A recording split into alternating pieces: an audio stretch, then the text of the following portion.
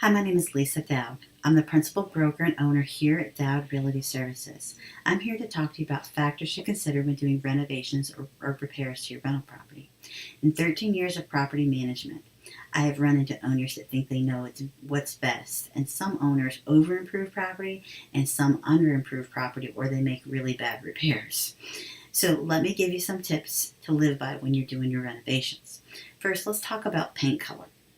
You want to make sure you select a light neutral wall color, preferably of a flat finish. The reason why is if you've done any wall repairs, a flat finish may hide those imperfections in the walls.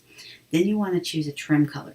Whatever trim color you use, you want to make sure that it's got a semi-gloss to a gloss because you do want light to reflect off of it. Again, for your ceiling color, you want a paint that has a gloss to a semi-gloss in it so that the light reflects off the ceiling. And you definitely don't want the light to be sucked into the ceiling because then it makes the room look smaller. So here in our office or our company, we actually use a contrast of it. It's called Toasted Cashew, so it's a light tan as you can see from the walls behind me. And then we use an ultra pure white for the doors, window, and trim. And then we have regular ceiling paint that we use for the ceilings. When you walk into any property, most of the rental properties that a lot of other companies have, they use stark white. They white everything and they use one color. Well, when you walk into a Doud Realty property and you see these contrasts, it automatically adds that dramatic effect to the property, and you definitely get people to look at it a lot faster than you would if it were just all one color. The best thing about having these colors identified is now you can use this color palette through your whole portfolio, and then you can reuse paint between units, and you can also know that 3 years down the road you know exactly what color's on that wall, so now you don't have to do a full paint job. You can just paint the one wall that the tenant had marks from the furniture on. So that really does help save a lot of money. The next thing we really have to talk about is flooring. When you think about flooring in a rental property, you need to think about the purpose and the traffic patterns for each room. Again, most people don't realize this, but for your highly trafficked rooms, for instance, hallways and stairwells, they really should be hard surfaces.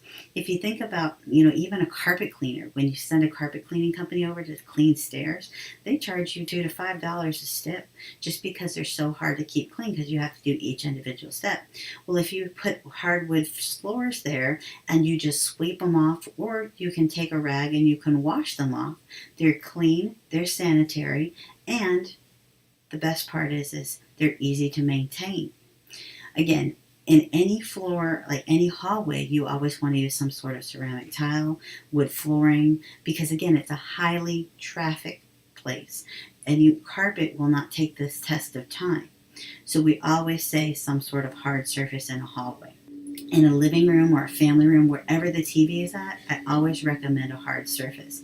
I would consider more wood or wood laminate or something of that nature. You want the room to feel warm and cozy, but at the same time, when people are eating food and watching TV, especially like watching a game, and they get excited and they throw their food in the air and it goes everywhere, you actually have a hard surface in there. So number one, it's an easy cleanup, and if they do spill something, whether it be soda, whether it be Kool-Aid, it's already taken care of, and all they have to do is wipe it up. For bedrooms, I recommend either carpet. One room of carpet is very easy to get in and out of, and most people don't actually take drinks to their room. The only thing most people take would be some sort of water or something like that to bed. So a lot of people don't eat or drink in bedrooms, so I do recommend carpet, unless you have a hardwood throughout the property, and I recommend you keeping it at the hardwood throughout the property. For kitchens and baths, whatever you have right now, I recommend that you take it out and put ceramic tile. The reason why we always use ceramic tile in a kitchen or bath is we never know when there's going to be water leaks. In a bathroom, we don't ever even know if a tenant knows how to use a shower curtain. So we always recommend ceramic tile because that helps seal the bathtub to the floor so that the water doesn't get underneath the tile. The other thing that we recommend is using a light tile with a dark grout. The reason why is that light tile does help reflect light, and it makes the room look bigger. You want to use the dark grout because sometimes the lighter grout will actually take in dirt and actually start changing colors over time. So you could have different colors of grout and you would have to get it steam cleaned. But if you use a dark grout, you never see the difference. we definitely want to make sure the kitchen has ceramic tile in it, because you never know when you're emptying a dishwasher and water splashes on the ground, or for instance the garbage disposal is leaking and water's everywhere. We want to make sure there's a hard surface there so that the water doesn't ruin the kitchen. Again, I hope I've given you a lot of useful information, and if you have any questions, please feel free to contact us. Take care.